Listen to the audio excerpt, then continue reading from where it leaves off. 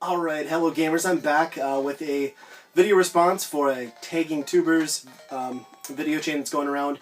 I was tagged by two channels this time for the same tag chain though, so I'm going to get away with doing one response video. And I was tagged by Captain Natron and Retrobudget20. A big thank you to both those channels, and they're fantastic channels. If you're not familiar with them already, please go check them out. I've got links in the description below. But this tag chain, basically the question is, what are your go-to games? What are the games that you can always basically pick up and go back to, or if you're just sick of playing whatever game you're into now, can you fall back on?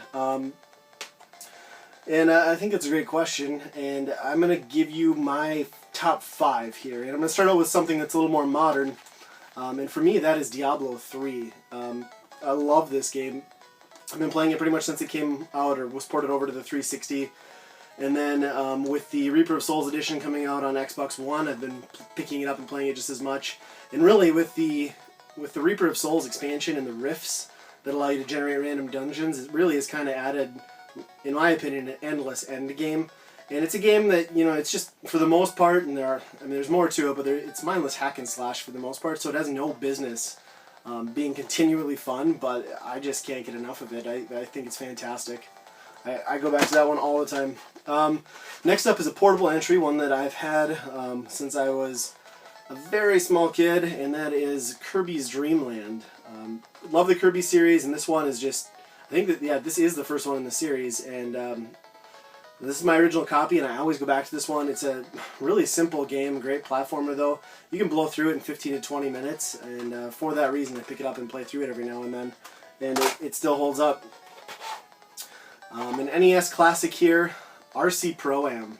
You know, simple arcade feeling racing game, and you know, it's not a game that you're going to sink hours into, but every once in a while you can pick it up and just have fun for 30 minutes or an hour, and I think that's what this type of game is all about, and that's why I always go back to this one when I've got some time to kill. And along that same lines is a game that I hear a lot of people complain about because they say it's too simple. I disagree. And that is Excitebike on the NES. One of the first games I've played for the NES, and I absolutely love it. You know, the controls are simple, the game is straightforward and simple, but it's amazingly fun.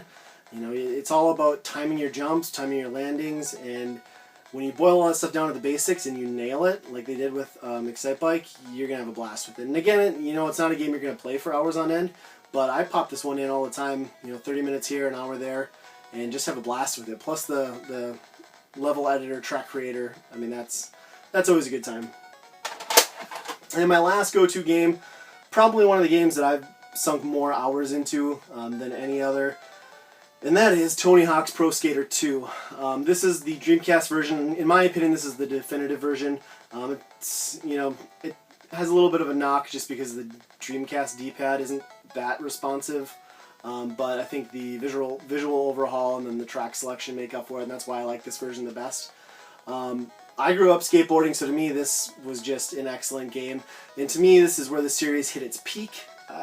After that, they added too much, and it just became kind of overboard in my opinion. I used to pop this one in, and I still do pop it in, but throw in a record or a CD and just zone out for an hour on free skate. And you know, the soundtrack also, I'm a huge punk rock fan. This has got, in my opinion, probably the best licensed soundtrack of any game.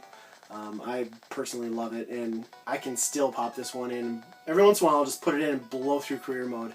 And just unlock all the skaters and everything, and it still holds up. It's still great. It's tight controls, arcade fun. It's a blast. So those are my 5 go-to games. Now I'm going to tag 5 channels. Typically you tag 3, it seems like, in these tagging tubers. But since I got tagged by 2 channels, I'm going to take advantage of that. I'm going to tag 5 other channels.